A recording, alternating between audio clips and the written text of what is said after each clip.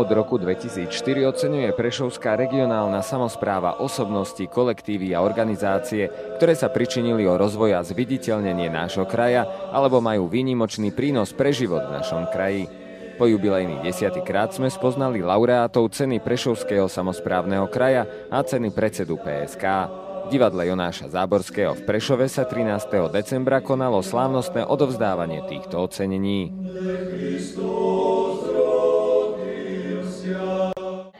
Predseda PSK udelil cenu pri príležitosti 60.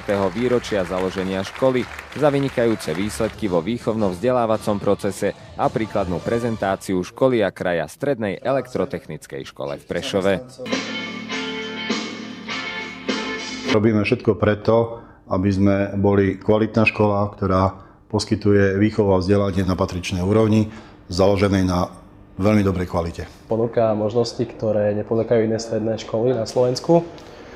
Teda, ak sa zaujímame o programovanie, chodíme na súťaže z programovania, ak nás zaujímajú sieťové technológie, učíme sa sieťové technológie. Vybral som si ju, pretože po jej skončení sa môžem uplatniť priamo v praxi. Ja tu učím veci, ktoré ma bavia a je tu veľmi dobrý prístup učiteľov. Tu sa tiež budete učiť tie usmerňovače, ale aj opačný proces striedače ako pri fotovoltaických elektrárniach. Ďalší odbor služby, ktorý môžete študovať na našej škole, je to odbor technické a informatické služby.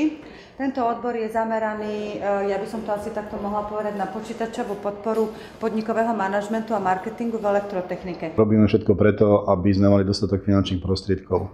To znamená, my využívame viaczdrojové financovanie školy, ale predovšetkým človek musí mať nápad, respektíve učitelia musia mať nápady, ktoré sa snažíme v čo najkratšom čase zrealizovať. Všetko je to poháňané moderným mikrokontrolerom, je to niečo ako vlastne ako klasické PCčko, len je to proste v jednom integrači, je to veľmi maličké, sú tam plus nejaké ďalšie elektronické obvody.